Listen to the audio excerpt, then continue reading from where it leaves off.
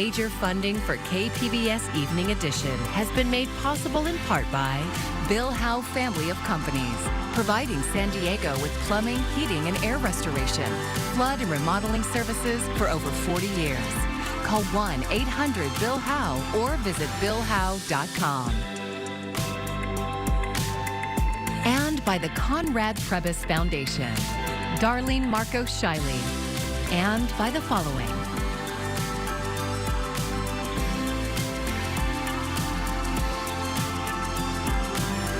And by viewers like you.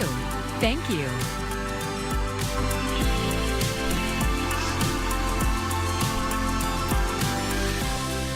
The city of San Diego is making operational changes as it faces a $258 million hole in the budget.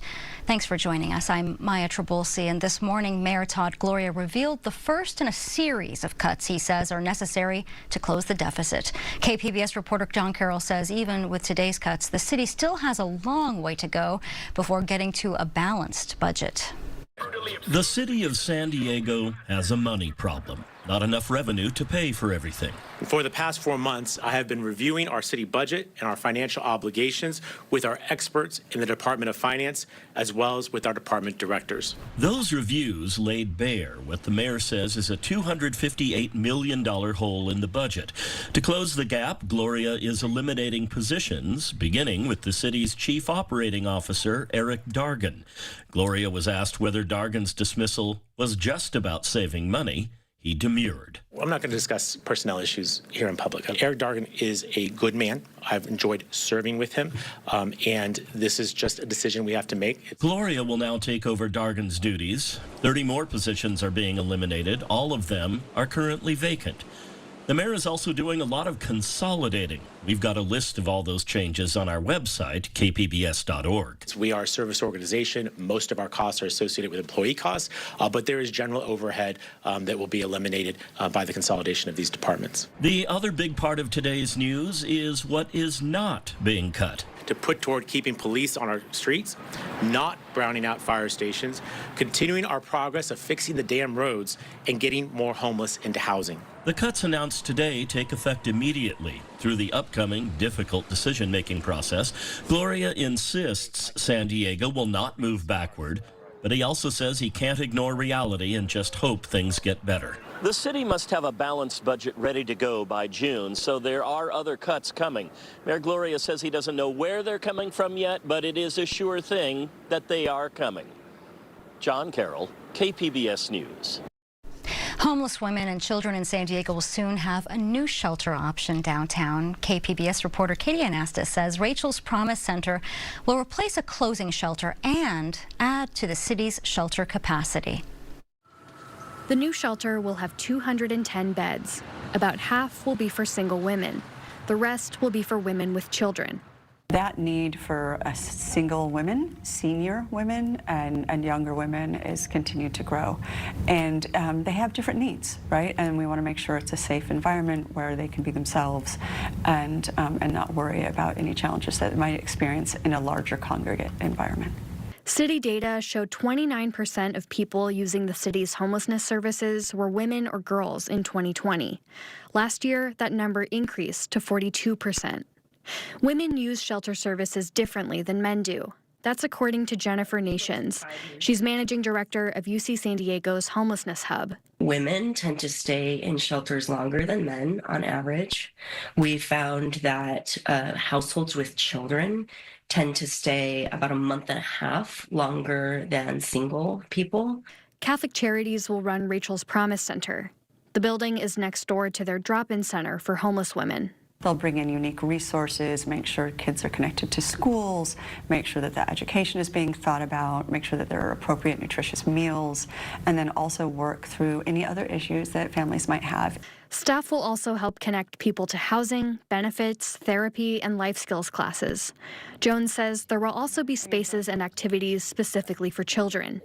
Nation says that's incredibly valuable for parents and shelters. You're juggling mental health appointments. You're juggling issues related to your children's education. You're juggling issues related to a job search. There's so many things on your plate that you're trying to do. And to do all of those things with a child in tow, especially a child that's not school age yet, is incredibly challenging. The shelter will accommodate 50 women from March through June.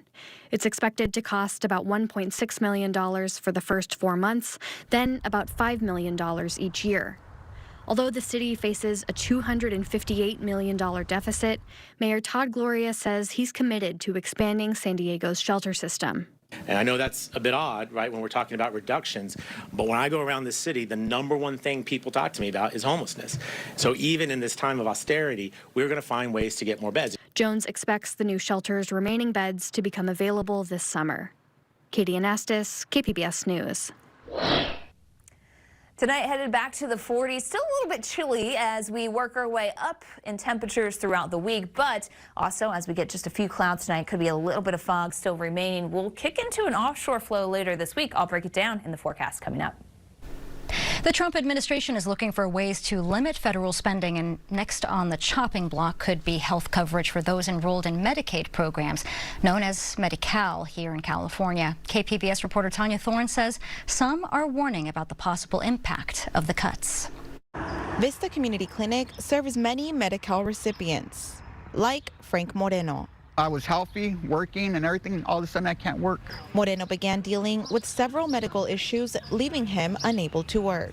He's relied on Medi-Cal in order to get health services. I don't know what I would do without assistance right now, I'd be homeless, probably dead by now if it wasn't for this program that helps me. But proposed cuts to the programs could leave millions without health coverage. Almost 15 million Californians are covered by Medi-Cal. In San Diego County, nearly 900,000 residents rely on the program for care. Congressional Republicans have just released a budget proposal that would slash potentially trillions from Medicaid. Congressman Mike Levin says health care is under attack in his district and across the country. If they succeed, millions of Americans will lose their coverage. Community health centers like this one will be forced to cut services or close altogether. Levin says cutting Medicaid funding would be like cutting a lifeline for millions.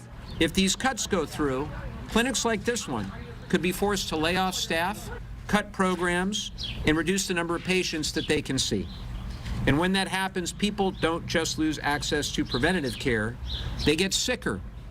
They end up in emergency rooms, and they face skyrocketing medical bills. Levin hopes there can be bipartisan participation that could prevent the cuts from going through. Tanya Thorne, KPBS News. Threatened cuts to federal spending and layoffs of key government workers are moving at a rapid clip under the Trump administration, with broad fallout for San Diego County. KPBS Public Matters reporter Amita Sharma spoke to San Diego Congresswoman Sarah Jacobs about the latest moves and what they mean for our region.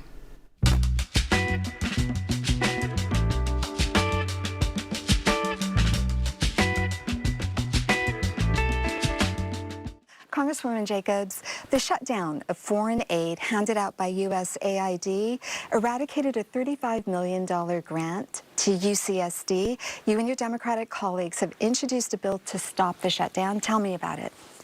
Yeah, so look, the shutdown of USAID is bad for American national security. It's bad for American companies and businesses and institutions like UCSD. And it's illegal. And so I introduced a piece of legislation with a number of my Democratic colleagues that basically reiterates that it is illegal to shut down USAID because it was created by an act of Congress, that all reforms of USAID should be done consistent with existing law and, in support of U.S. national security, and that no funds can be used to shut down USAID. And what's interesting is if I'd introduced this bill in December, it would have had broad bipartisan support. I want to talk about cuts closer to home. 1 million people in San Diego County are on Medicaid. It's Medi-Cal in California. There are 100,000 children living in hunger in this county. Head Start helps feed some of them. The Trump administration has threatened cuts to both Medicaid and Head Start. What are some other proposed reductions that could really affect families in this region? We're also seeing them talking about cutting out Section 8 housing vouchers, which is a program that helps people get into homes, and we know homelessness is such an issue here. Recently, the VA fired over 1,000 workers. San Diego is a huge veteran community, fourth largest in the country, actually. And we know the VA is already understaffed, already having a hard time providing all of the care we need it to. Firing 1,000 workers is only going to make that problem worse. And so, we are seeing that Elon Musk doesn't actually understand all of the things the federal government does that really help people, that really impact people's lives. And he's literally just like Control F, searching different words and cutting things off, and just has no understanding of how the federal government works and how many people in San Diego, but all across the country, really rely on this federal funding. So as you know, local scientists are reeling from Trump's proposed cuts and a list of words that threaten their research. Words like women, black, and Hispanic. Also, as you mentioned, Elon Musk now has access to our financial data, including our social security numbers. He has mistakenly fired nuclear safety workers, workers for the IRS.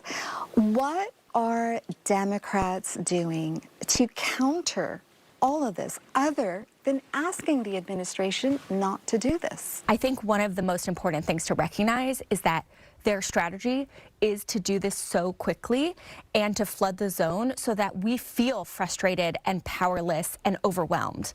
But we're not letting that happen. And so while each individual one of us members of Congress can't possibly oversee every single thing that Elon Musk and his group are trying to do, collectively, we are all taking pieces and making sure that we have really clear eyes on. But one of the things I think it's important for people to know is that Congress doesn't have standing to sue. And so while, I know we're working with outside partners to get a lot of those litigation efforts going and support them as we can. So there remains a perception, despite everything that you've outlined, that the Democratic Party is not strategic, that they're MIA, that they're feckless. You mentioned 2 countermeasures, legislation, and lawsuits. Those notoriously take a long time. Look, I hear that criticism, and, in a lot of ways, I share it. I think we need to be acting more urgently. I think we need to find more creative ways to address this. Finally, President Trump has publicly discussed taking over Gaza and pushing out 2 million Palestinians. We have 42,000 Marines here. How do you view this plan? Let's be clear, that is ethnic cleansing. And I think it is a terrible plan, both on moral and practical purposes. In many cases, what President Trump was promising when he was running was an end to foreign involvement, an end to foreign wars. The last thing people want is another unending occupation of a foreign land by U.S. military. Like, San Diegans understand the cost of this more than most, right? We bear the cost of these occupations. San Diegans are the ones who go and fight those wars. And to me, it makes absolutely no sense to be, and it's horrible, to the idea of kicking people out of their homeland and sending American troops when what everyone knows, what has long been the case, is that the only real way to peace and stability in the Middle East is a 2-state solution where Palestinians have dignity and autonomy and self-respect and respect, and Israelis can live in safety and security. Congresswoman Jacobs, thank you so much for speaking with me today. And that was KPBS's Amitha Sharma speaking to Congresswoman Sarah Jacobs. Public Matters is a partnership with KPBS, iNewsSource, and Voice of San Diego. You can see more of our stories at kpbs.org/publicmatters. The crash of a Delta Airlines flight on a runway in Toronto is the latest in a string of dangerous and deadly aviation incidents to start the year. Karen Kaifa is in Washington with a look at the trends and what passengers should know right now. The crash landing of a Delta Airlines flight at Toronto's airport Monday has put airline safety front and center again in 2025. But aviation experts say the numbers still point to the skies being very safe. Aviation is safe, commercial aviation, safest form of transportation. even as these incidents do, rightfully shake people up a little bit. In its most recent safety report, the IATA, the trade association of the world's airlines, says that on average, a person would have to travel by air every day for more than 103,000 years to experience a fatal accident based on the 2023 safety numbers. Experts also say the preparedness of the people around a disaster, like those who responded to Monday's crash, makes a difference. Everything that could go wrong went wrong, yet still 80 people survived the accident. And what that tells me is just the preparedness and the attention to safety, everything that happened to make sure that these people were safe happened. That includes airport personnel on the ground and the flight crew on board. They go through exhaustive scenarios to protect passengers. And I think that you can have the confidence when you step on a plane. Aviation experts also note safety improvements that make aircraft better able to protect passengers in the event of a crash like the one in Toronto, amid an industry that strives for perfection every time. We can never rest on our record or our laurels, right? So you take every day as another opportunity to improve, to be better. In Washington, I'm Karen Kafa. February is American Heart Health Month, and according to data by the American Heart Association, around 605,000 Americans report their first heart attack each year. Our media partner KGTV spoke to an ER nurse who underwent triple bypass surgery in November. Mark Twitchell says aside from some occasional heartburn, he'd considered himself to be healthy, but one night he started to feel discomfort in his chest. When he went to get it checked out, an EKG at Kaiser Permanente discovered Mark had suffered a heart attack. I got up out of bed and sat at the kitchen counter, kind of just hoping that the pain would go away. I didn't have any high blood pressure. I don't have diabetes. I don't have any other pre-existing conditions that would lead me to think that I, of all people, with no family history, was going to have a heart attack. And after a lengthy recovery, Mark says he is back at work and exercises regularly. He hopes others will learn from his experience. Dozens of fire evacuees are now sleeping inside of a gym more than a month after the Eaton fire. The Red Cross set up the new temporary shelter over the weekend. Jasmine Veal spoke to frustrated shelter residents who want to know why they haven't been able to find housing. Nowadays they go airwalking. Jasmine Morris tries to stay active as much as she can despite her living situation. I try to stay mentally and physically healthy, I know it's one day at a time. She's been staying at the Red Cross's emergency shelter since her grandmother's home burned down in Altadena more than a month ago from the Eaton fire. I am now trying to get on my own feet. I am a college student, so I am still going to college at Cal State LA. Morris was first at the emergency shelter set up at the Pasadena Civic Auditorium. Over the weekend, shelter residents were moved to the new location at the Pamela Park Gymnasium in Duarte. And the frustration is mounting among the many people still here. I am looking for, as well, subsidized some kind of help, some kind of housing, but I just haven't seen that yet. No one has. This gymnasium right here is a temporary home still to 61 people as of Sunday night at this new shelter location. Families, individuals, those with medical needs were moved to a hotel in downtown LA. Now, the Red Cross says the population at this shelter has steadily been decreasing as people find housing, but those who are still here, crammed inside, they say, it's not happening fast enough. We're packed in very tight. There's still the animals, people have their pets. William Lee's sister's home burned up in the fire. He's also been sleeping on a shelter cot for weeks and says he just suffered a heart attack from the stress. To turn around and have, our worlds are wiped out. We have people in here that really, really need the help. And we're on limited income. The Red Cross says it does not provide hotel vouchers or long-term housing. However, we work with our partners and shelter residents to help facilitate next step recovery solutions. We do have our shelter resident transition teams that are available, and each person has been assigned a specialist. And they're going through all the process, all the steps that are appropriate to take. That way we can find the best housing solution for them. LA County Supervisor Catherine Barger has called on local property owners with available rental units to help and passed a motion to prioritize 50 Section 8 vouchers for people who lost homes in the fire. But that's on a first-come, first-served basis. And so many, like Lee and Morris, left waiting. I'll just have to stay here and rough it. It's very distressing, and I don't know what could be done about it.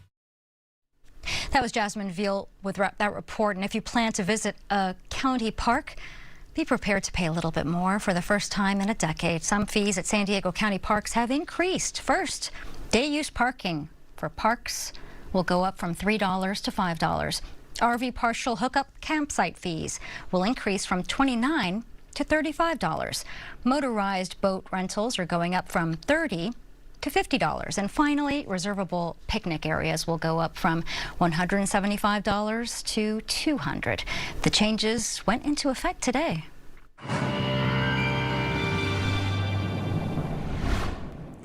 A fairly quiet week for us, especially compared to last week, so we're still kind of easing our way out of that transition. And while we do so, we're going to slowly start to warm up. That marine layer is going to lessen this week, though we will still be dealing with some areas of coastal fog as we head into the morning hours. Warming pattern here coming through as offshore flow will start on Thursday, become more prominent as we get into Friday, but nothing concerning, especially since we've had that recent moisture holding on for us. Overnight tonight, 49, the low in the city as you head towards Chula Vista, 46. Back to 46 in Borrego Springs as well, where Ramona hits 40 for that low. Again, a few clouds likely for the coast, maybe some areas of coastal fog. But throughout our day, it will be dry, it will be bright. Any activity that's coming into the western U.S. stays well north of us, so we won't have to contend with anything of that nature. We still have that kind of coastal eddy hanging in offshore, so once we get rid of some more sunshine through the afternoon, we should make it back up into the upper 60s, or mid-60s, I should say, for the city. And then we go to 66 in Chula Vista as you look towards Oceanside, 65. Escondido making it to 71 for the day there.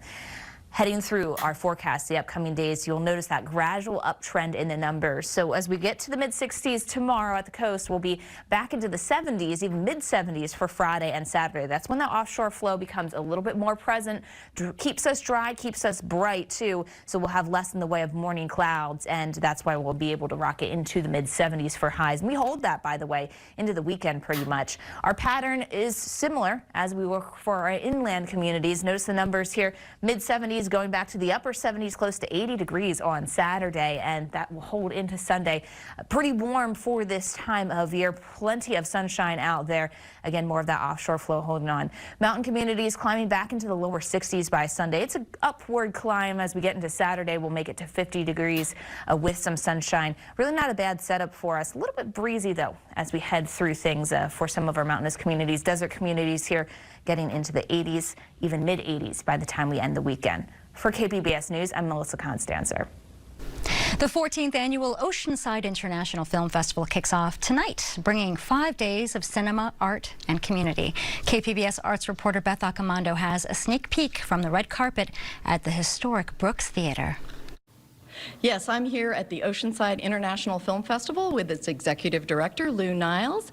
And Lou, one of the things I love about your festival is you guys kind of march to your own drummer, and a film that really typifies that is Call Me Mule. So tell me about this movie you've got coming up. Yes, on Thursday night, we've got a shorts program and then 2 features, and the headlining feature is Call Me Mule. It's about a gentleman who just, believed he had the right to do what he had to do and his 3 mules. And I've talked to people about it. People have, oh, wait, I saw that guy. He was in the parking lot at wherever, or they saw a news story on it. So it's just a really great film. The documentary is done amazingly well, and that's a feature on Thursday night that I would check out. And talk a little bit about your festival in terms of what are the themes that you really pursue? Yeah, Carly and Sterling, they program the festival, and we do a really unique thing where instead of having like an animated block or a horror block or something like that, they mix everything together and they find a thread that's going through the shorts program or a few shorts and a feature, and they title it a very special way. So you can see that in our scheduling.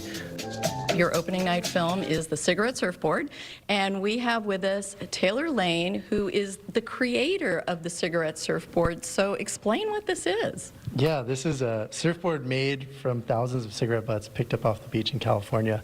We started this project back in 2017 with my buddy Ben Judkins. He was the filmer, I was the builder. And you know, it was for this international contest that prompted people to make articles of surfcraft out of upcycled materials. And we did that, and it sort of catapulted us into this whole other world of learning about what we can do as surfers to protect and restore the ocean. And these surfboards not only take us to amazing places around the world, but amazing conversations that open our eyes to, you know, our responsibility as surfers and what the ocean provides just beyond the waves that it is for us to surf. Well, and this is kind of a conversation starter because you talked about the fact that if you tackle an issue head on, sometimes you can't get people to listen. So how has that worked? Yeah, I mean, I think the great thing about the cigarette surfboards is they're this juxtaposing thing, right? This beauty of the ocean and this disgusting throwaway culture. It kind of breaks the ice for a lot of conversations, and you can feel that in our film. And so really, when we were putting this film together, the focus was, hey, let's make a film that's about solutions. People don't need doom and gloom scenarios. And so it's really fun, it's entertaining, it's tactile, it's enjoyable, and it really, you know, shines through in some of those experiences and conversations that we were so fortunate to have. And how many cigarette butts are in this board? In this one, couple thousand. So over the years, we've made 14 surfboards. We've worked with professional shapers across California to help us sort of fine-tune our design. And we've gotten them lighter, stronger, faster, and yeah, they go in the air and do aerials and get barreled, and it's pretty cool. Awesome. The Oceanside International Film Festival continues at the Brooks Theater through Saturday in Oceanside. I'm Beth Accomando for KPBS News. You can find tonight's stories on our website, kpbs.org. Thanks so much for joining us. I'm Maya Trabulsi. Good night. Major funding for KPBS Evening Edition has been made possible in part by Bill Howe Family of Companies, providing San Diego with plumbing, heating, and air restoration, flood and remodeling services for over 40 years. Call 1-800-BILL-HOWE or visit billhowe.com. And by the Conrad Prebys Foundation, Darlene Marcos Shiley, and by the following.